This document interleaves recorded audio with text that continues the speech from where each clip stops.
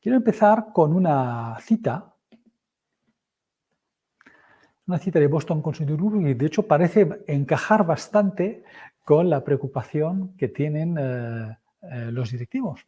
Pero visto desde el resto del equipo y desde el resto de la organización, pues la sensación es muy similar.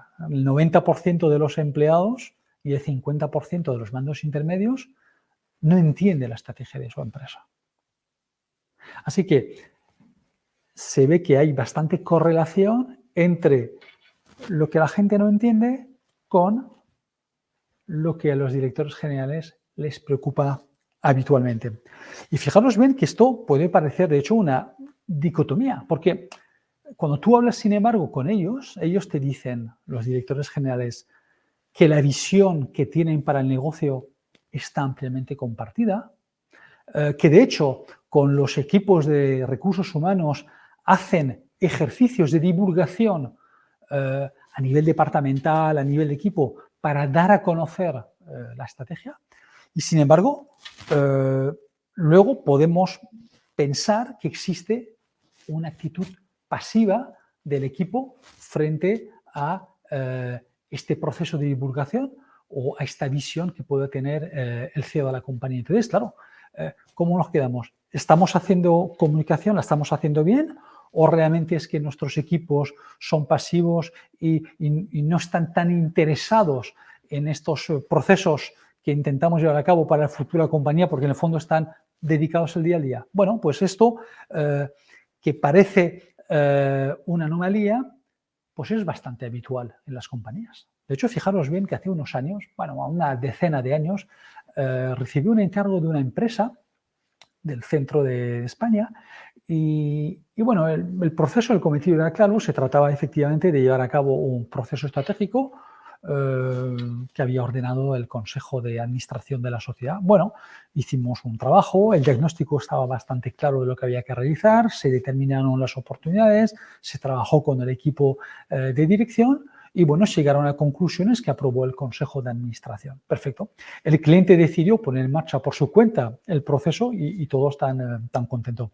Al cabo de unos meses volví a hablar con este interlocutor, que era el director general de la compañía, para preguntarle qué tal estaba funcionando el proceso de despliegue de esta estrategia en la organización y me encontré que un poco la sensación que estaban teniendo era una sensación bastante agridulce.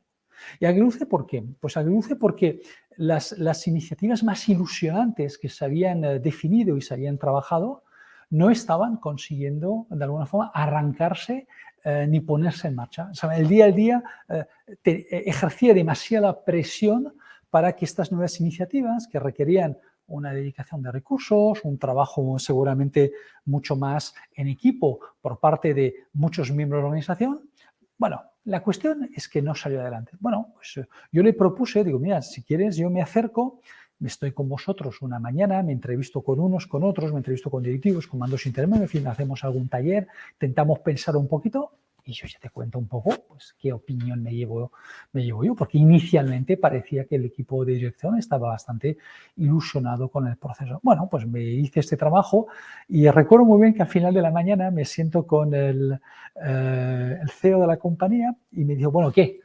¿Que has averiguado algo que yo no sepa? ¿Dónde está nuestro problema? Porque realmente no creo que sea un problema de ejecución, porque realmente tenemos métodos y tal, la verdad que no lo estamos consiguiendo. Y me acuerdo que le dije, el problema lo tenemos en la A.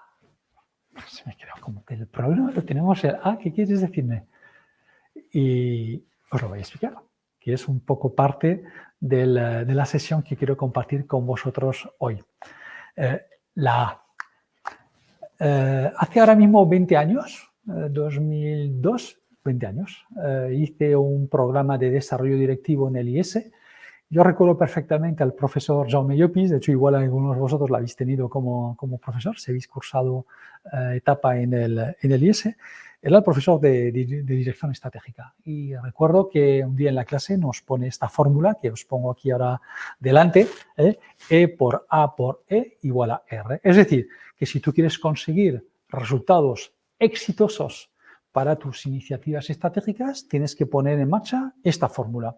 Además, esta fórmula no es una suma, es una multiplicación. Significa, y él nos dijo, que si en una tienes un 0, no vas a conseguir el resultado. Digo, bueno, muy bien. Ahora vamos a descubrir lo que es la E, la A y la E. Pero me acuerdo que le pregunté al señor Llopis, al profesor Llopis, y dije, hombre, de las tres, ¿cuál es la más importante? Y me dije, las tres son importantes porque si no vas a conseguir un 0. Pero si hay una que tienes que vigilar especialmente, es la A. Así que vamos a hablar de la A, vamos a hablar de la E y vamos a hablar de la otra E. Cuando empezamos a descubrir los tres pilares que nos ayudan a conseguir estos resultados, lo primero es tener una buena estrategia. Si no tienes una buena estrategia, difícilmente vas a conseguir los resultados. También es cierto que si tenemos que elegir entre una estrategia regular y un muy buen equipo ejecutando, siempre será mejor esto que una muy buena estrategia con un mal equipo ejecutando. Mi experiencia también me ha dado a entender que siendo tan importante la estrategia, es fundamental que el equipo ejecute bien, ¿vale? Pero bueno, en este caso vamos a analizar la letra E de qué es una buena estrategia. Una buena estrategia tiene una serie de elementos que creo que son importantes que podamos definir. Primero, es no confundible con la meta. Muchos directivos confunden estrategia con metas.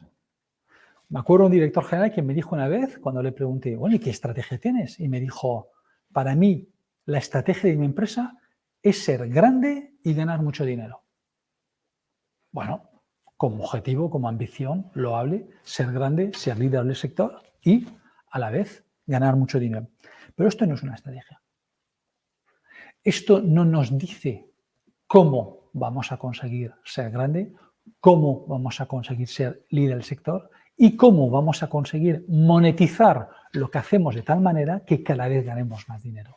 La diferencia entre tener una meta y tener una estrategia es exactamente esto. Cuando hablamos de estrategia, estamos hablando de cómo ponemos en marcha acciones para ganar al mercado con el objetivo de conseguir nuestras metas. Aquí tenéis la definición de la estrategia, tal y como hay muchas definiciones en la estrategia, pero todos giran alrededor de los mismos conceptos. Yo personalmente estoy muy cómodo con esta, que es mi fórmula propia, pero los conceptos son los mismos y las que tienen un poco tanto los académicos como los grandes directivos. Es un conjunto de elecciones oportunas y coherentes que decide y pone en marcha la empresa para ganar en el mercado y acercarse a su propósito. Por lo tanto, hablamos de elecciones, se trata de tomar decisiones, pero no cualquier decisiones ni de cualquier manera, de una manera oportuna, es decir, bien analizadas y de una manera coherente con nuestros recursos, con las oportunidades, etc. ¿Vale? La empresa las decide y las pone en marcha. Si no hay una puesta en marcha, difícilmente vamos a conseguir lo que es en el fondo lo que espera cualquier empresa, que es ganar al mercado, ganar cada vez más cuota del mercado y más posición en el corazón de sus clientes y acercarse de paso cada vez más a su propósito. Por lo tanto, metas diferentes de estrategia. Segundo elemento de la estrategia que es importante es que tiene que ser algo proactivo. ¿Qué significa en estrategia tener algo proactivo? Pues no puede ser de alguna forma dedicarnos a imitar lo que hacen otros. Por ejemplo, imitar lo que hace otro, el benchmarking, igual tenías mucho sentido en los años 90 y hasta inclusive al principio de los años 2000, pero en el entorno actual, en el cual cada vez pesa más la diferenciación, la imitación de las mejores prácticas, aunque sea de un jugador de tu sector, no te garantiza nada. Porque precisamente si es de tu sector, lo que deberías de buscar es hacer las cosas de forma diferente. Por lo tanto, imitar no es una actitud proactiva hacia la estrategia. Luego otro elemento, y cuando digo proactivo, es que muchas compañías sencillamente no tienen estrategia. Es decir, van a todo, de todas maneras, con todos los recursos, sin renunciar a nada. Y ahora veremos la importancia que tiene este concepto con los elementos que vamos a ver después. Otra visión, cuando digo que la proactividad de la estrategia, es que otras empresas lo que optan, y esa es su estrategia, es que se dedican a mejorar y optimizar su negocio, ¿vale? Porter ya nos enseñó que mejorar el negocio y optimizarlo no era hacer estrategia. Esto era una condición necesaria, pero insuficiente para ser competitivo. Claro que tienes que mejorar tu negocio y lo tienes que optimizar y tienes que ser competitivo desde esta perspectiva. Pero esto no te va a garantizar recurrencia y escalabilidad con el paso del tiempo en un proceso en el cual lo que tú tienes que buscar es diferenciación. Por lo tanto, mejorar sí, lo tienes que hacer. Este es tu pan de cada día, este es tu trabajo. Optimizar tu negocio, desde luego que sí, pero esto no es hacer estrategia. Con eso no ganarás cuota de mercado, probablemente a la larga, porque eso no te garantiza la diferenciación, porque los demás también optimizan, también mejoran. Igual hace 20 años había bastante, las empresas no tenían tanto foco en la mejora continua y por lo tanto igual podía ser, y de hecho lo era, un elemento de diferenciación, pero hoy ni mucho menos es absolutamente insuficiente que solo nos dediquemos a mejorar nuestros procesos. Evidentemente, la compañía que tiene mejoras, muchas por obtener, pues tiene un recorrido de mejora, pero seguramente estará ya teniendo dificultades y así está. El otro elemento es importante, es la clarificación. La estrategia sirve para clarificar. ¿Clarificar qué? Clarificar, por una parte, las oportunidades, por lo tanto, es fundamental otear y analizar el horizonte tanto dentro de nuestro sector como fuera de nuestro sector y en el entorno, sus grandes tendencias, para poder encontrar oportunidades dentro de los riesgos que tenemos alrededor. Porque un riesgo es una amenaza o es una oportunidad dependiendo de las acciones que vayamos a decidir tomar. ¿Vale? O sea, la misma tendencia puede ser una amenaza o una oportunidad. Depende la decisión que tomemos de trabajar por o de no tenerla en cuenta. Por lo tanto, un tema importante en la clarificación es identificar las amenazas y las oportunidades del entorno y cada vez es más importante que las compañías pongan en marcha estos sistemas de inteligencia competitiva para estar monitorizando permanentemente lo que sucede fuera. Y la otra parte es interna, es cómo voy a capturar estas oportunidades que existen en el mercado en base a las competencias claves que tengo yo en mi negocio. Por lo tanto, es una dimensión distinta. Por una parte, tengo lo de fuera que intento traer hacia adentro y luego tengo dentro con qué es lo mejor que tengo dentro para sacarle partido a lo que tengo fuera. Y las competencias esenciales es un ejercicio que tiene una cierta dificultad a realizar la compañía porque cada compañía tiene competencias distintas en función de no solamente los recursos que ha podido invertir, sino la expertise que ha podido acumular. Entonces, pueden haber compañías con muchas muy buenas competencias sueltas. El mayor valor actualmente para conseguir esta clarificación sería conseguir combinar nuestras competencias esenciales, importante combinarlas para hacer que se refuercen entre sí y para crear un ligazón que nos permite ser de verdad diferenciadores frente al mercado. En un directo en próximas semanas trataré y detallaré y explicaré con mucho más detalle este concepto de las competencias esenciales. Pero bueno, para lo que toca hablar hoy, creo que lo he etiquetado suficiente, hablamos por lo tanto de clarificación de nuestra capacidad, ¿vale? Los otros elementos es elegir y renunciar. Ya lo vimos en la definición, hacer estrategia es aprender a elegir y elegir es aprender a renunciar. Esto es fundamental. Cuando hablamos de elegir, hablamos de definir el perímetro del campo de juego donde nos vamos a mover. Es los mercados, los segmentos de cliente, los canales, las familias de producto, etcétera, etcétera. Entonces, ¿por qué hablamos de elegir? Pues hablamos de elegir porque no podemos ir a todo. No podemos ir a todo porque ir a todo requiere una enorme cantidad de recursos económicos, de conocimiento, humanos, que muchas veces no tenemos. Y como muchas veces no los tenemos, ¿qué sucede? Pues intentamos poner un poquito de recursos para todo. En un esfuerzo de intentar diversificar el riesgo, lo que hacemos es, un poco como vamos al casino, ¿no? Juego al 27 rojo, al 32, al 24, al 7, a ojos pares, etc. Entonces, vamos repartiendo y dosificando nuestros recursos a todas nuestras iniciativas. Y claro, al final, probablemente no estemos haciendo la apuesta contundente que probablemente requiera la oportunidad que debamos explotar. Entonces, elegir significa decidir dónde más probabilidad de éxito tenemos o vayamos a tener y focalizar una parte de nuestros recursos, una parte esencial de nuestros recursos y renunciar a otros. El tamaño de la compañía, el tamaño de sus recursos va a condicionar en cuántos líos nos podemos meter. No podemos meternos en muchos líos.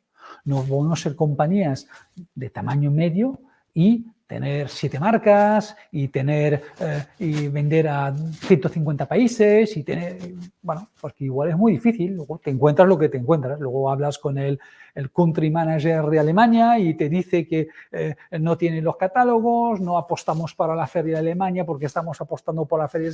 Bueno, entonces estás dosificando tanto recurso que no llegas. Probablemente lo que debamos es concentrar en mercados, productos, canales, donde más probabilidad de éxito debemos tener, crecer en estos y progresivamente generar nuevos recursos para poder hacer nuevas inversiones, ¿vale?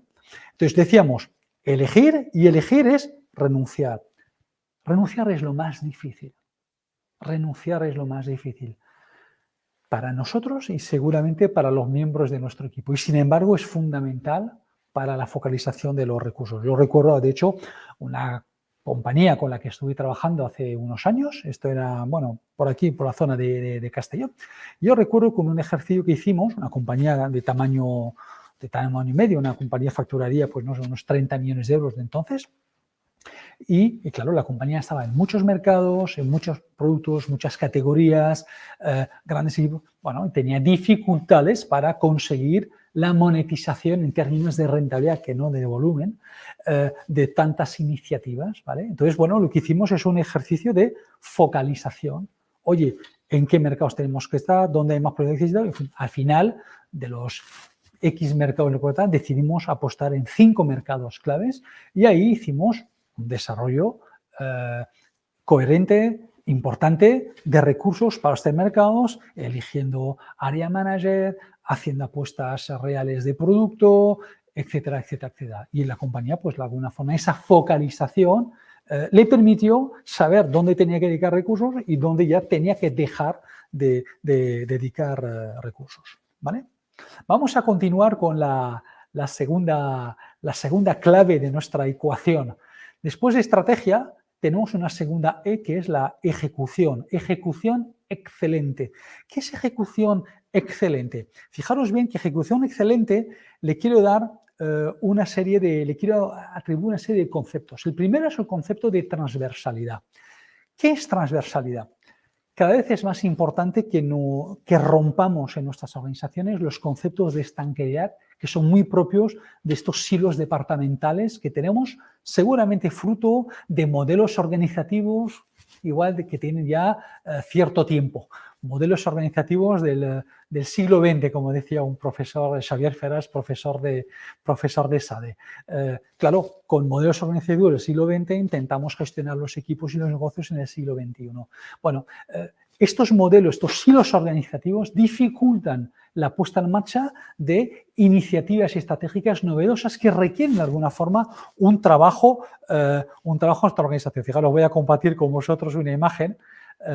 Como dicen, una imagen vale más que 1000 palabras. Bueno, esta imagen es lo que vemos muchas veces en muchas compañías. Es decir, en fondo parece que estamos persiguiendo la misma idea, la misma meta, pero muchas veces utilizamos canales diferentes, recursos diferentes, porque podemos tener igual intereses distintos, velocidades distintas, comprensiones diferentes, etcétera, etcétera, etcétera. Por lo tanto, el trabajar cada vez más un entorno mucho más transversal, en la que los equipos de alguna forma interactúan mucho más, tienen objetivos compartidos, será mucho más fácil que podamos conseguir una ejecución más excelente.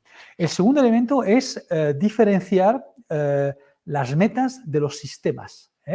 Las metas son importantes porque nos marcan la dirección, pero son insuficientes porque muchas veces los objetivos muy específicos se lograrán en el futuro o no se lograrán en el futuro, pero esto no ayuda a muchas veces la implementación en el día a día. Por eso necesitamos sistemas. Claro que necesitamos metas, pero no podemos pedirle a los equipos que trabajen solo contra metas. Tienen que trabajar contra metas con ayuda de sistemas. ¿Qué son los sistemas? Los sistemas es lo que realmente a las empresas de éxito les ayuda a alcanzar sus metas. Porque en el fondo el sistema es algo que tú haces regularmente y de manera automática. Un poco como un sistema operativo. Todos tenemos dispositivos electrónicos, tengo este ordenador, tengo la tableta, tengo el Windows 95, tengo el Windows 98, tengo Windows 2000, tengo el iOS, tengo el Android, todos son sistemas operativos y cada dispositivo es pilotado por un sistema operativo que hace que todo dentro del dispositivo funcione de la misma manera, ¿correcto? Una empresa tiene que ser igual. No pueden haber distintos sistemas operativos en función de la cultura o la natura de cada directivo. Claro que cada directivo tiene que impregnar su estilo y su personalidad. Eso no lo podemos perder ni renunciar, pero debemos de tener un sistema de trabajo similar. ¿Y qué es un sistema de trabajo similar? Prioridades similares o procesos de fijación de prioridades similares, estructura de objetivos compatibles y coherentes interdepartamentales, tenemos que tener procedimientos de trabajo y orientación al proceso similar, tenemos que tener seguramente también arreglos de seguimiento similares también. Entonces, esto es lo que va a conformar el sistema operativo de la empresa, pero un único sistema para que podamos avanzar en esa ejecución excelente. La tercera dimensión de la excelencia en la ejecución es la disciplina y la exigencia. Si no somos disciplinados, difícilmente seremos excelentes.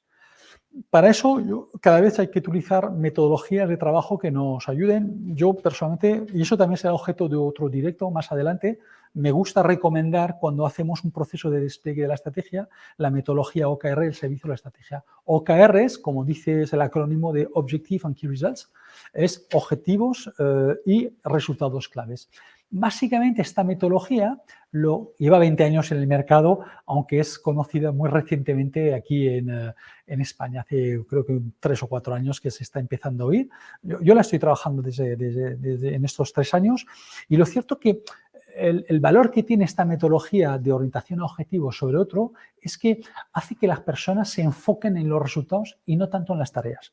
Cuando tú le pides a alguien conseguir algo, es importante que te diga qué resultado debe de conseguir y que te lo diga él además, porque si tú le marcas el objetivo, tú le marcas el indicador, ese proceso de arriba a abajo seguramente no consigue tampoco la aceptación que necesitamos de las personas. Entonces, necesitamos procesos más bottom-up, en los equipos que digan, oye, tú me has fijado la meta a la que llegar, yo te digo cómo creo que debemos llegar y qué vamos a conseguir, tal. Yo te lo valido, te acepto, pero tú lo tienes que conseguir. Entonces, eso ayuda a que la gente y los equipos se enfoquen mucho más en los resultados a conseguir que las tareas. Porque si no te encuentras en las organizaciones mucha gente haciendo muchas tareas. Hacen muchas cosas y trabajan mucho, pero no estamos logrando lo que tenemos que lograr. Para no decir que a veces no estamos logrando demasiado. ¿Por qué? Porque el foco en la tarea no te garantiza la consecución del resultado. Tenemos que desarrollar un proceso que parte del objetivo lo mide por un indicador que será el que alimentará una serie de tareas. Por lo tanto, la metodología OKR, que ya os digo, hablaré un poco más adelante, yo creo que es una metodología que nos ayuda a esta disciplina y también mantiene un nivel de exigencia, porque son metodologías que son totalmente transparentes, todo el mundo es conocedor y sabedor de cuáles son los objetivos de cada uno, cuáles son los grados de cumplimiento que tiene cada uno, partiendo desde el CEO hasta abajo, todo el mundo ve lo que tiene que hacer, tiene que lograr cada uno, porque cada uno tiene asignado un trocito del proyecto que haya que lograr. Por lo tanto, si queremos disciplina y exigencia, tenemos que implementar metodologías y sistemas operativos únicos que nos lleven en ese camino de la excelencia. Y el último punto es el accountability. Este palabra inglés que no tiene demasiado buena traducción en castellano, se podía asemejar a lo que sería la rendición de cuentas.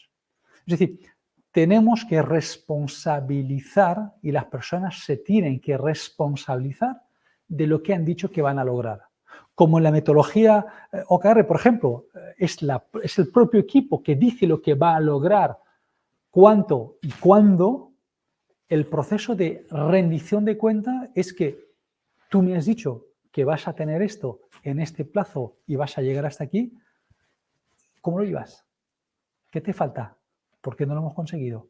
¿Cómo te puede ayudar eso? O sea, este proceso de accountability creo que es una forma sana de relacionarnos con nuestros equipos, con nuestros superiores y con nuestros subordinados para ver de alguna forma cuáles son los grados de consecución que estamos consiguiendo y qué es lo que nos falta y qué tenemos que poner en marcha más.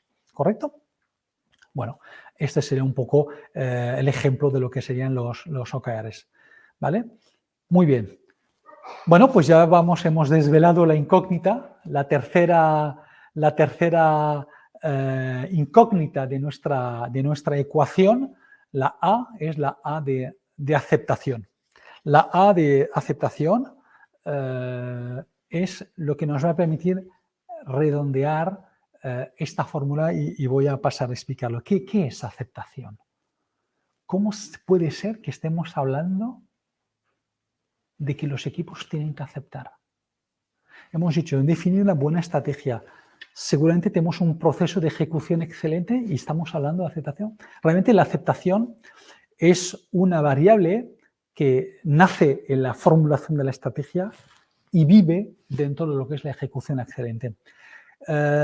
Tiene varios matices este proceso de aceptación. Fijaros bien, os voy a enseñar ahora mismo qué significa. Para mí tiene 4 matices. Los equipos necesitan entender, ahora veremos, necesitan creer, necesitan participar y tienen que ser capacitados. Si queremos que el equipo acepte como paso previo a ejecute de manera excelente nuestros objetivos estratégicos, necesitamos lograr su aceptación. ¿Cuándo podemos conseguir la aceptación? Pues lo podemos conseguir cuando las personas se comprometan. ¿Y cuándo se comprometen las personas? Las personas se comprometen cuando entienden lo que hay que hacer, creen en ello, participan de ello y están capacitados.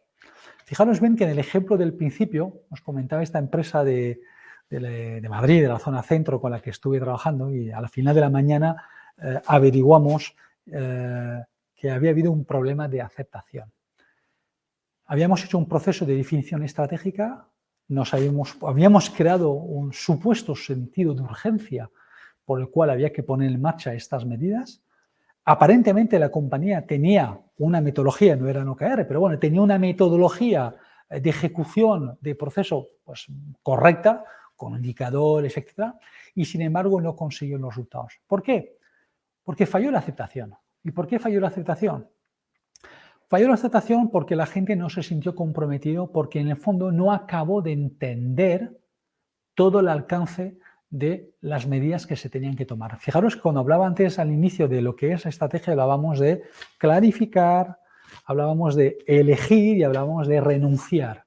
Bueno, pues cuando tú dices que vas a hacer algo y luego no lo haces, o lo haces parcialmente, o lo haces unas cosas pero no otras, y no lo explicas bien por qué esto que ibas a renunciar en el fondo no renuncias y esto que ibas a hacer en el fondo no lo haces, o aquellos cambios organizativos que probablemente debías hacer para poder acometer las medidas, no te atreves a ponerlos en marcha, o aquel equipo que inicialmente, antes del proceso estratégico, pues tenía unos recursos dedicados a unos determinados cometidos y de repente, como fruto de este resultado, pues parece ser que nos vamos a dedicar a otras cosas y estas ya no tanto, pero tampoco lo acabamos de decir porque nos sabe mal decir que no, etcétera, hace que al final las personas no acaban de entender qué está pasando y por qué está pasando. Y si lo entienden, no les gusta. Por lo tanto, se descomprometen. Bueno, una iniciativa más, partió con muy buenas intenciones, pero al final lo de siempre. Acaba muriéndose en la maraña de los intereses, del politiqueo, de este me cae mejor, etcétera, etcétera. ¿vale? Luego la gente tiene que creer en ello. Si la gente no cree, ¿y por qué la gente no va a creer? Pues la gente no va a creer porque si, por ejemplo, nuestras iniciativas son excesivamente ambiciosas, son poco accionables con los recursos con los que contamos y se vuelven poco creíbles, pues la gente dice, ¿y para qué vamos a dedicar tantos esfuerzos a este tema si es que yo en el fondo no lo veo? Pero claro, ¿cómo lo voy a decir? Entonces, necesitamos que la gente crea y para ello es muy importante que lo que vayamos a plantear sea de verdad creíble, sea accionable y estemos capacitados para ponerlo en marcha. Luego la gente tiene que participar, fundamental participar. Pasaron a la historia estos procesos estratégicos de arriba hacia abajo, en el cual un consejo decía por ahí, o un director general lo tenía todo en la cabeza y hoy tienes que construir con tu equipo.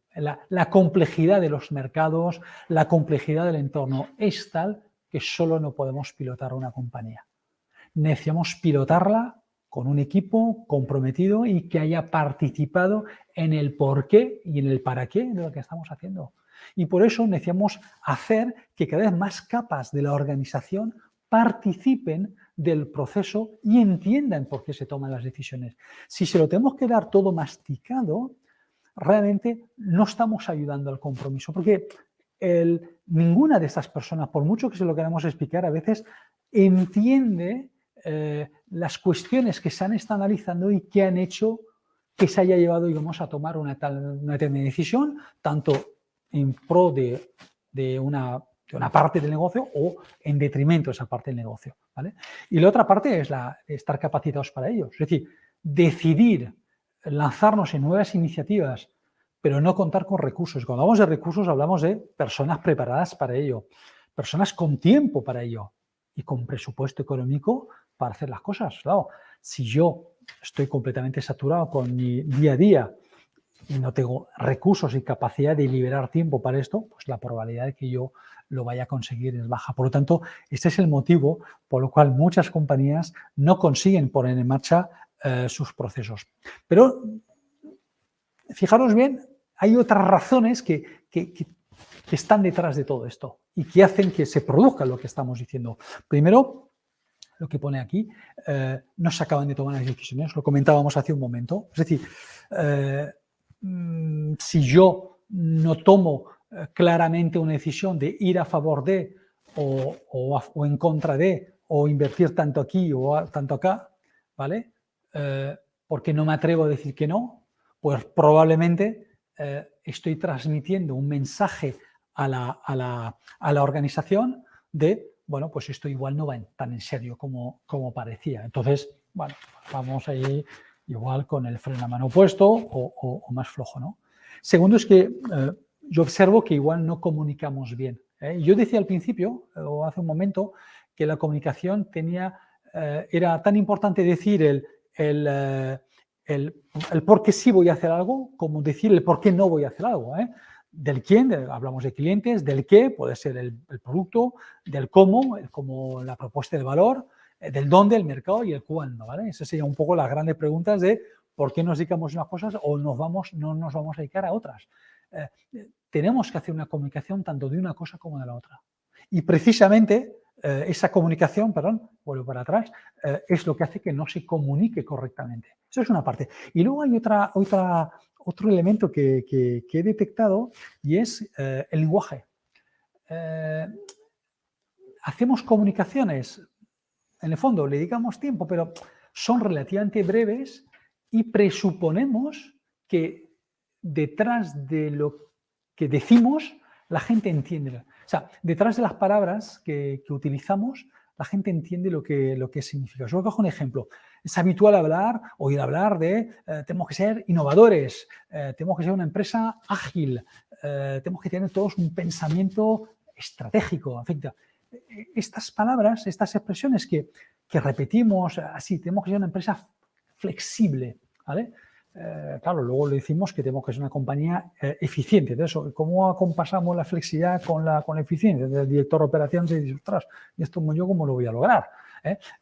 ¿Qué pasa? Que muchas veces utilizamos palabras y cada uno las entiende, las oye y las interpreta en función de su experiencia y de su conocimiento particular. Entonces, si tú me dices que tenemos que ser innovadores, pues esto puede significar, por una parte, que vamos a tener que ser cada vez más creativos y tener cada vez más ideas, y ya puede ser esto. Y hay gente que igual lo que va a pensar es, bueno, uno puede pensar más en términos de producto, otro igual piensa, pues igual lo que hay que, vamos es empezar a darle más importancia a la automatización de procesos vía la tecnología, o igual lo que estamos hablando es la digitalización de los procesos comerciales de la compañía. O sea, ser innovadores, ¿qué significa? ¿Qué significa que queremos ser innovadores? Entonces, ¿qué significa que queremos ser una compañía ágil? ¿Qué significa la agilidad? La agilidad puede ser muchas cosas. Será que es un término que está ahora muy de boga, ¿no? Y no vamos a entrar a definirlo. Pero lo que os quiero decir es que cuando comuniquemos, tenemos que pensar que todo el que nos oye no tiene por qué saber exactamente a lo que nos referimos. Y por lo tanto, la gente desconecta cuando no entiende. ¿Vale? Yo espero que no hayáis desconectado con alguna de las palabras que he estado utilizando ahora esta tarde con vosotros. ¿Vale? La tercera razón es que eso también sucede en muchas organizaciones. Yo lo he visto, es que las decisiones se diluyen con el paso del tiempo. Y eso es un proceso normal. Las decisiones se diluyen porque las estrategias deben de cambiar. ¿Por qué deben de cambiar? No cambia la meta, seguramente no cambia el propósito, no debe de cambiar el propósito, no cambia la visión, pero te puede cambiar la misión y sobre todo te puede cambiar la estrategia. ¿Por qué te cambia la estrategia? Porque suceden de cosas periódicamente distintas en tu sector y fuera del sector que hacen que puedan cambiar determinados enfoques. Y no pasa nada. Es decir, tú puedes definir un horizonte estratégico porque tú tienes que marcar una dirección y tienes que marcar un rumbo y tienes que dedicar unos recursos, pero tienes que estar permanentemente revisando con una frecuencia regular qué variables, pueden afectar este rumbo y si requiere una modificación de la estrategia. Bueno, pues si hay que hacer una modificación de la estrategia, no hay que tener miedo a hacerla. Se hace. La estrategia es algo vivo que tiene que cambiar. De hecho, yo siempre recomiendo que anualmente hagamos una revisión de los objetivos estratégicos, aún apuntando los pilares que igual tienen un horizonte de 3 años. Probablemente los pilares sigan siendo, digamos, el objetivo a perseguir. Rara vez se tienen que cambiar. Algunas veces sí, pero rara vez. Pero los objetivos cambian probablemente anualmente. ¿Por qué? Porque los vas consiguiendo o te vas dando cuenta que igual no era el mejor objetivo para conseguir cubrir este pilar. Bueno, pues anualmente tú puedes hacer un update con tu equipo de tus objetivos, incorporando, digamos, variables de tu sistema de inteligencia competitiva en función de las variables que aparecen en el mercado. Claro, en ese momento, ¿qué debes hacer? Tienes que comunicar las cosas nuevas que hacer y tienes que comunicar qué cosas vas a discontinuar. Porque si no lo haces, va a empezar a convivir en la compañía estrategias del proceso, decisiones y acciones propias del proceso anterior con las nuevas. Y entonces esto empieza a confundir a la organización otra vez. Entonces, y esa confusión, fruto de que pues, estamos manteniendo estas decisiones originales que tenían todo el sentido del mundo, pues tenemos que parar, tenemos que cortar y tenemos que hacer otra vez. Claro, requiere comunicación, requiere diálogo y requiere comprensión. Muy bien, pues ahora mismo hemos visto, por lo tanto, exactamente tal, voy a hacer un poquito ampliar para que lo podáis ver. Entonces, al final, con la fórmula del éxito, al fin lo que nos estamos dando cuenta es que tú puedes tener una muy buena estrategia, pero si tu nivel de aceptación es bajo y tu ejecución, por lo tanto, es media, tú vas a tener un resultado regular, para no decir malo. Sin embargo, tú podrías llegar a tener una estrategia menos perfecta, menos ambiciosa, pero que consiga un mayor nivel de aceptación y, por lo tanto, también de ejecución que te puede ofrecer unos resultados muchísimo, muchísimo mejor.